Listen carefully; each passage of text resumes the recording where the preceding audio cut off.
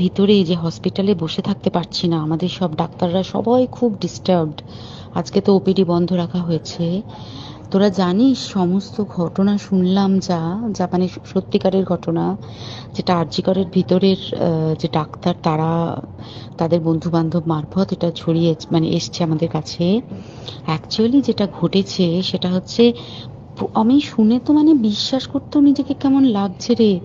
প্রত্যেকটা আমাদের ওয়েস্ট বেঙ্গলের প্রত্যেকটা মেডিকেল কলেজে, বিশেষ করে কলকাতার সরকারি মেডিকেল কলেজগুলোর প্রিন্সিপালরা, ডিপার্টমেন্টাল হেডরা, প্রিন্সিপালরা বিশেষ করে, তারা পাশ করানোর জন্য স্টুডেন্টদের কাছে রীতিমতো টাকা নেয়। যেসব স্টুডেন্টরা, ইন্টার্নরা, পিজিটিরা যারা ভালো করে ক্লাস করে না বা থিসিস তারা জমা দেবে, পিজিতে তো থিসিস জমা দিতে হয়, তো যারা MBBS final year final pass করবে না সাপ্লি পাইয়ে দেবে, ইন্টার্নের কমপ্লিশন দেবে না, ইন্টার্ন হওয়ার পর কমপ্লিশন না দিলে তারা রেজিস্ট্রেশন নাম্বার পাবে না, এই সমস্ত ভয় দেখিয়ে টাকা পয়সা নেয়। সমস্ত জায়গাতেই এটা আছে।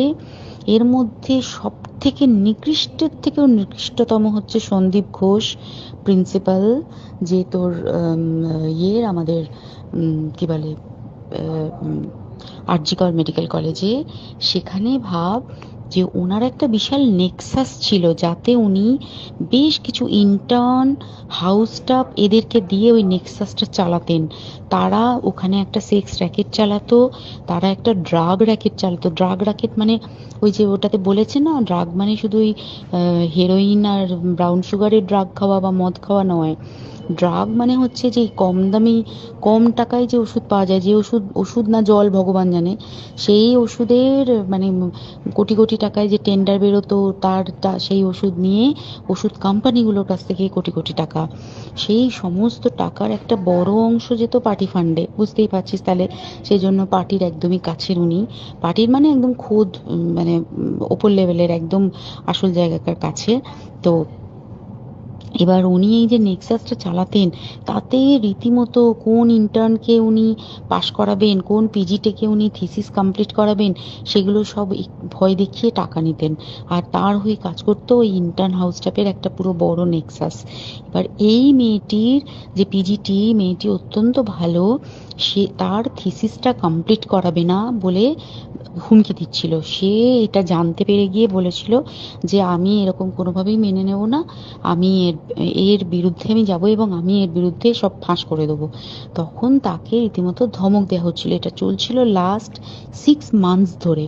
6 মাস ধরে তাকে হুমকি দেওয়া, তার প্রতি মানে বেশি বেশি প্রথমের দিকে কি করছিল, অত্যাচার করছিল। মানে কিরকম, বেশি বেশি করে নাইট ডিউটি দিচ্ছে, at a stress 36 hours duty, বেশি বেশি করে নাইট, বেশি বেশি করে খাটানো, এবং এগুলো সব জানে ডিপার্টমেন্টাল হেড, চেস্টের যে ডিপার্টমেন্টাল হেড সেও জানে, সিনিয়র পিজিটিরা সবাই জানে। প্রিন্সিপালের নির্দেশেই হচ্ছে এবং ওনার নেক্সাসের ছেলেমেয়েরাই কাজ করছে। তারা 6 মাস ধরে এটা করেছে। করার পরেও যখন ওকে আটকাতে পারেনি, তখন কি করেছে, ওই দিনকে ওরা ঠিক করেছে যে দিনটাতে এই ঘটনাটা ঘটেছে, সেদিন কতখানি প্ল্যান্ড এবং গট আপ গেম দেখ। সেই দিন ওই ঘরে, ওই সেমিনার রুমে প্রত্যেক দিনই চারতলার আরো অনেকেই যারা সিনিয়র পিজিটি বা জুনিয়র পিজিটি, তারা কিন্তু বিশ্রাম নিতে যেত, অনেকেই ওই ঘরে যেত।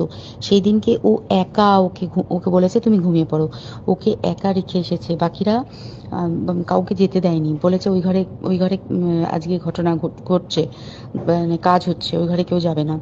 ওই ঘরে সেই দিনকে ওর সাথে যখন খাওয়া দাওয়া করেছে বাকি 4 জন, সেই 4 জনের মধ্যে একটি মেয়ে পর্যন্ত ছিল। সে কিরকম মেয়ে চিন্তা কর, এরা ডাক্তার না জানোয়ার জানি না, আমি জানোয়ার বললেও জানোয়ারদের অপমান করা হয়, কারণ জানোয়ার সমাজে এরকম কাজ হয় না।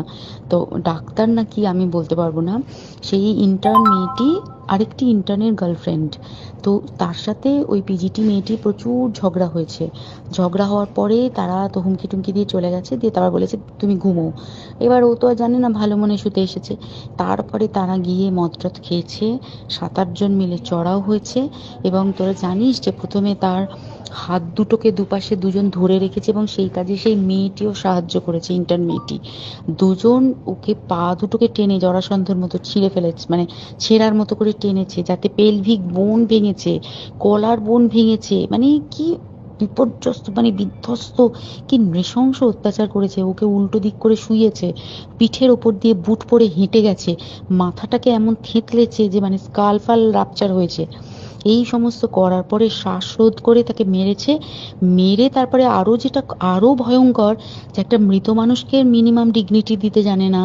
তারা নিচে এসে দেখেছে ওই সঞ্জয় তখন বসে মদ খাচ্ছিল অন্য আরো গ্রুপ ডি স্টাফদের সাথে। সঞ্জয় ছেলেটা হচ্ছে তার কাটা সঞ্জয় বলতো ওরা, ওকে বলে ফল গাই। মানে ওর একটু ওইসব আলুর দোষ আছে, ও যত্রতত্র যখন তখন প্রস্টিটিউট এলাকায় যায়। এবার দেখেছে যে একে দিয়ে যদি একটা রেপ করিয়ে দিতে পারি তাহলে ঘটনার মোড়টা অন্যদিকে ঘুরে যাবে। এইবার ওকে বলেছে, যা সেমিনার রুমে তোর জন্য রেখে এসেছি, যা তুই এবার গিয়ে কাজ করে দিয়ে আয়। ও এসে ওই ডেড বডিকে রেপ করেছে যাতে তার ভ্যাজাইনাতে সিমেন্ট পাওয়া যায়। তো এবার এই হচ্ছে, প্লিজ আমি নাম করে ফেললাম সব কিছুই। কতজন আমি যে নামগুলো পাঠিয়েছি এই সব ডাক্তাররা, এরা সব জড়িত জানিস। কিন্তু কেউ কোনো প্রমাণ নেই, প্রমাণ লোপাটের জন্য। সেদিনকে ওই ইন্টার্ন এবং ডাক্তাররা যে ওইখানের যে বাথরুমটাতে হাত পা ধুয়েছে, রক্ত ধুয়েছে, সেইটাকে সাত তাড়াতাড়ি প্রমাণ লোপাটের জন্য ওই দেওয়ালকে ভেঙে দিয়ে তার মানে ওই বাথরুমের জায়গাটাকেই ভাঙতে হচ্ছে ওদের। ওখানে নাকি ওরা রুম বানাবে, কালকে দেখেছিস তোরা খবরে। আর বেশি বলতে পারছি না, মানে তোরা তো সবাই প্রোটেস্ট করিস, আমরা তো আমাদের দিক থেকে করছি, কিন্তু কিছুই হবে না। এই পোড়া দেশে কিছুই হবার নেই, শুধু ভেতরে ভেতরে গুমড়ে গুমড়ে কষ্ট পাওয়া। আর আগামী প্রজন্মের যে ডাক্তাররা বেরোবে, তারা যে ইন্টার্ন বা পিজিটি বা এই যাদের কাছে আমরা যাব ভবিষ্যতে, তারা কি ডাক্তার না কি আমি জানি না, কি নিয়ে তাদের কাছে আমরা যাব আর কি করেই বা আমাদের পরের প্রজন্মকে আমরা সুরক্ষিত রাখবো।